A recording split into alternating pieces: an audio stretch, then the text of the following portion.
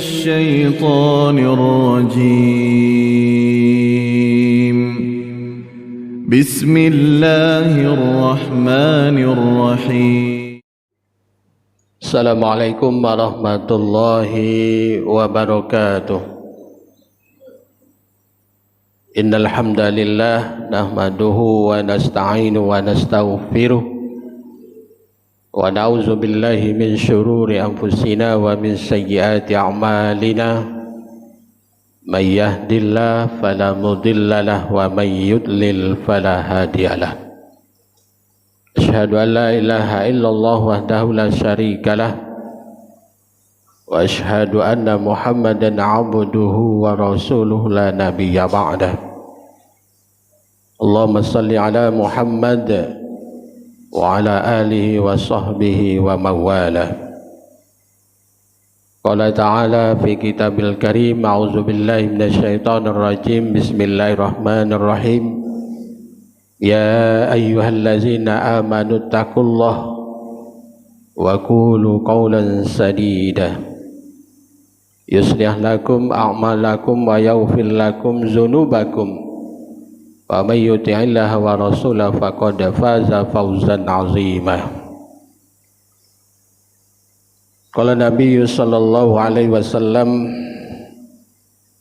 wa an Ibnu Umar radhiyallahu anhuma qala akhadha Rasulullah sallallahu alaihi wasallam yamnuku bi faqal kun fid dunya ka'annaka gharibun aw 'abiru sabilin. Wa kana Ibnu Umar radhiyallahu anhuma yaqul iza amsayta fala tantazirus sabah wa iza asbahta fala tantazirul masaa wa khuz min sihhatika limaradika wa min hayatika limautika. Rawahul Bukhari. Bapak Ibu jamaah salat zuhur Masjid Raya yang dimuliakan Allah, marilah kita tak henti-hentinya untuk bersyukur kehadiran Allah Subhanahu wa ta'ala atas segala limpahan rahmat dan karunia-Nya. Kita masih beraktivitas walaupun waktu tetap berjalan berlalu, kita tetap beraktivitas sebagai seorang beriman. Semoga bertambah keimanan dan ketakwaan kita kepada Allah Subhanahu wa ta'ala. Di dalam hadis tadi kita memberi judul kerjakan sekarang, jangan menunggu besok. Pada kesempatan kemarin sudah sampaikan bahwa hadis ini berasal dari Ibnu Umar. Semoga Allah tetap merestuinya, meridhoinya. Kemudian dia berkata bahwa Rasulullah SAW memegang kedua pundaknya Ibnu Umar. Apa kata Rasulullah SAW sambil memberikan nasihat? Jadilah engkau atau engkau jadikanlah dunia ini engkau seolah-olah menjadi orang asing atau sebagai orang yang sambil lewat, pengembara, musafir, dan pergunakanlah, manfaatkanlah masa sehatmu sebelum datang masa sakitmu, dan pergunakanlah masa hidupmu sebelum datang kematianmu. Bapak Ibu jamaah yang dirahmati Allah, Ada beberapa pelajaran yang dapat kita ambil dari hadis ini. Yang pertama adalah untuk memotivasi kita agar kita bersikap dalam hidup ini untuk zuhud dari keduniaan ini. Kemudian tidak menjadikan dunia ini sebagai untuk tempat menetap selama-lamanya. Nah, jangan kita jadikan dunia ini sebagai tempat menetap selama-lamanya. Sesuai dengan ungkapan Rasulullah tadi, jadikanlah dunia ini engkau sebagai orang asing atau sebagai seorang musafir. Kalau kita ini pergi ke luar negeri perlu pakai paspor dan visa. Itu jangka waktunya ada. Tak bisa kita lama-lama. Kalau tidak kita dideportasi orang. Begitu juga di dunia ini, apabila sudah datang yang namanya kematian, selesai aktivitas kita di dunia ini. Bapak Ibu yang dirahmati Allah, zuhud artinya adalah bagaimana kita bisa melepaskan hati kita ini dari pengaruh dunia. Dalam arti bahwa kita hidup di dunia ini, apabila ada orang yang meminta-minta, kita berikan. Artinya apa? Tidak menjadi orang kikir ketika ada yang meminta kepada kita. Ini sudah dapat dikatakan orang yang bersikap zuhur dalam menghadapi dunia ini. Bukan berarti kita harus menarik diri dari pergaulan hidup di dunia ini, tetapi bagaimana kita menyikapinya dalam perjalanan kehidupan kita ini. Apalagi kalau kita ini umur sudah melebihi dari 50 tahun, 60 tahun, bahkan sudah 70 tahun. Begitu lama kita menghuni dunia ini. Bagaimana kita menyikapi dunia ini apabila ada orang yang meminta kepada kita untuk tidak bersikap kikir kita terhadap mereka.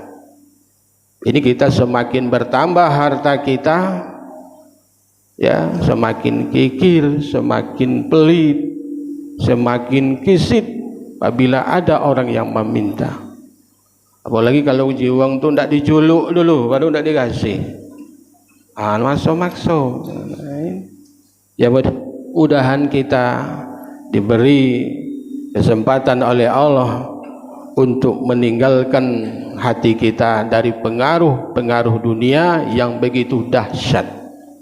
Kadang-kadang kita ini semakin bertambah umur, semakin tua, bahkan semakin jauh meninggalkan Allah Subhanahu wa ta'ala, sampai lupa Allah Subhanahu wa ta'ala. Dan juga arti zuhud adalah bahwa kita ini tidak akan disibukkan dengan kesibukan kegiatan duniawi semata. Dan juga diartikan zuhud itu adalah bukan berarti tangan kita ini kosong dengan harta benda. Inilah zuhud, ini ngapo laku tinggalkan galau segala harta-harta yang kukunjuk galau dengan wong. Bukan itu artinya. Zuhud artinya bukan berarti menjadikan tangan kita kosong dari harta. Yang kedua, dari hadis ini kita bisa mengambil pelajaran bagaimana bagusnya metode pembelajaran yang diajarkan oleh Rasulullah SAW dengan berbagai macam permisalan. Di mana permisalan yang diberikan oleh Rasulullah SAW tidaklah dikatakan oleh Rasulullah, zuhudlah kamu dengan dunia dan janganlah engkau terpengaruh dengan urusan dunia. Cak mana itu? Dunia ini akan kita lewati, kita jalani, tidak mungkin kita ini akan terpengaruh dengan urusan dunia. Nah, bukan itu kata Rasul, tapi kata Rasulullah SAW, jadikanlah engkau berada di dunia ini atau dunia ini engkau adalah orang asing, bahwa hidup ini hanyalah sementara di dunia ini sebagai tempat persinggahan untuk menuju kehidupan yang abadi. Yang ketiga, juga boleh trik untuk menyampaikan kepada orang yang kita ajak untuk berbicara. Artinya apa? Ketika kita mengajak orang lain untuk berbicara, orang itu harus memperhatikan dan menghadirkan hatinya, sebagaimana Rasulullah SAW memberikan nasihat kepada Ibnu Umar. Rasulullah memegang kedua pundak Ibnu Umar, baru Rasulullah memberikan nasihat. Begitu juga ketika Rasulullah SAW memberikan nasihat kepada Ibnu Mas'ud radhiyallahu an, dia pegang tangannya ketika bertasyahud. Begini caranya bertasyahud, kata Rasulullah SAW, sehingga menjadi perhatian dan pelajaran. Jadi kalau kita memberikan nasihat, apalagi ilmu yang berkaitan dengan praktek dalam kehidupan kita sehari-hari, contohlah Rasulullah Sallallahu Alaihi Wasallam. Yang berikut, hadirin jamaah salat zuhur yang dimuliakan Allah, selama kita masih hidup di muka bumi ini, bahwa bumi ini diciptakan oleh Allah adalah untuk diisi dengan ketaatan kepada Allah Subhanahu wa taala. Bagaimana kita bisa berusaha memurnikan tauhid kita, mentauhidkan Allah Subhanahu wa taala, sehingga akan terwujud bagaimana kita bisa beribadah kepada Allah saja.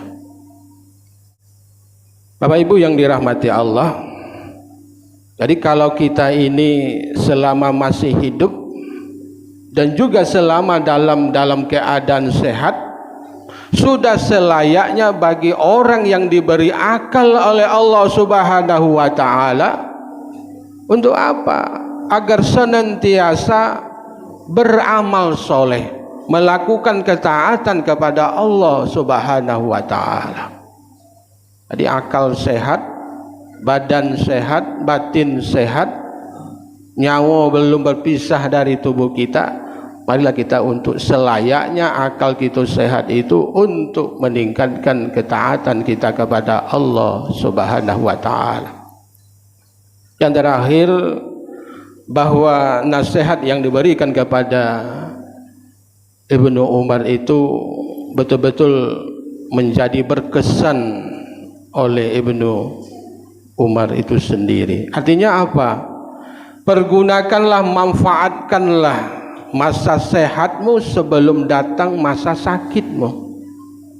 Nah kita nih Pak, kalaulah sakit baru kita ini minta apa dengan Allah.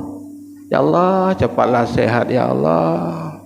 Aku akan berbuat baik ya Allah, akan menebarkan amal soleh di muka bumi ini ya Allah. Tapi kalaulah sehat lupa Allah.